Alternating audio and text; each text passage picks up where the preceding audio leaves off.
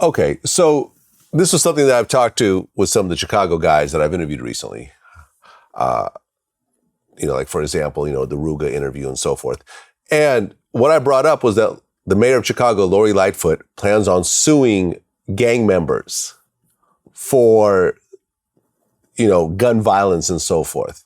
Now, this just seems really kind of crazy, and everyone I've spoken to just has no idea what this is even about. Is this a real thing, and can it really happen? So this is, I commend the mayor for getting creative and out of the box, but she seems off her rocker with this one. Check it out. We have criminal forfeiture laws, right? So like if you commit a crime, you can then forfeit the fruits of that crime. We have restitution laws that if you have victims, you pay restitution to the victims. This law is trying to create a whole new way to penalize people for crimes that they've committed and paid their penalty for. What she's saying is this, that if you have 2 or more gang-related offenses in a 5-year period, and if one of those gang-related offenses is a violent crime, then we're going to come back and we're going to sue you separate from those crimes. So you've done your time, you've paid your restitution, you've done your criminal forfeiture. We are now going to file a separate lawsuit against you, and we're going to seek in that lawsuit a statutory penalty of $10,000, so 10 grand extra just because you did it. And then we're going to try to build a case for any money that you've sort of collected as a result of your gang activity. These are gang crimes and furtherance of building an enterprise. And so now any money that you made through that enterprise, we're going to get. It's basically trying to accomplish what a RICO case would accomplish without actually proving a RICO case. It's insane. I think legally it's just really, really out there where you create a new system of penalizing people for crimes when you've already got a system in place. This is just like, it makes no sense.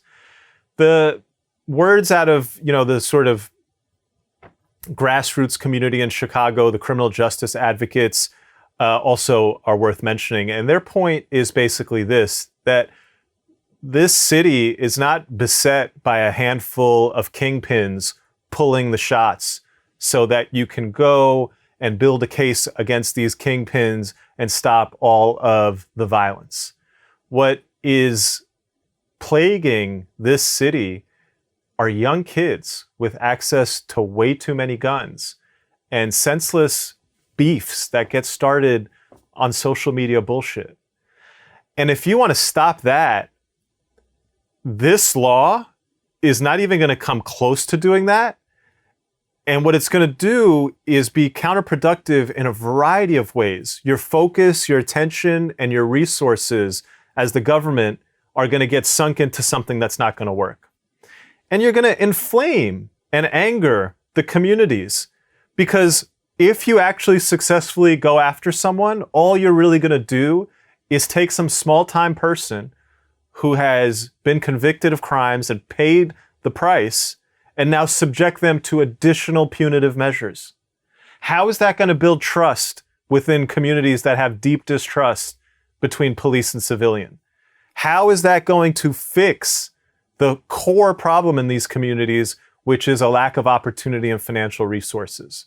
So this law, this is horrible. This is just terrible. I don't know if she's trying to grab headlines or if she really thinks in her head that this is going to work, but this is a very twisted and freaking stupid idea from the mayor of Chicago. Yeah, I mean, and people responded to it, and they're saying, money, what are you going to take? I mean, they're trying to kill each other over the little peanuts that they're getting.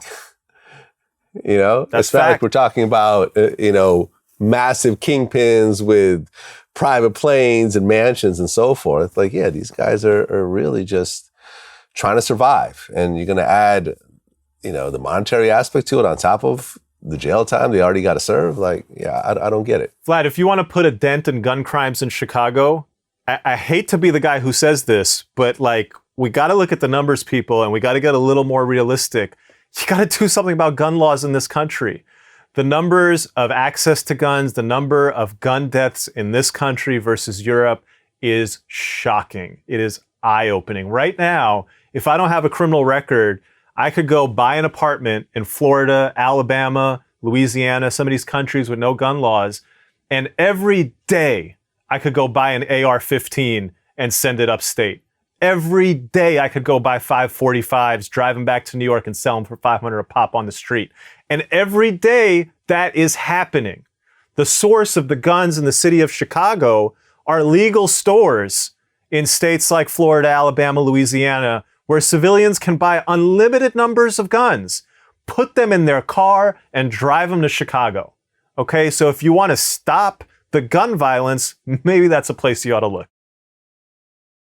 Well said. I agree. I completely agree. And this is someone who's a gun owner himself. But you're right. It's excessive. Look, we should all have a gun. That's fine. Yeah. That's great. Do we need a Walmart selling unlimited amounts of guns, including semi-automatic weapons and bumper stocks and armor-piercing bullets? What are y'all doing? What? Yeah. If you want to say, like, we don't give a fuck, fine. We don't give a fuck. But if you're going to sit there and go, oh, this gun violence, it breaks my heart. Yeah. There you have it.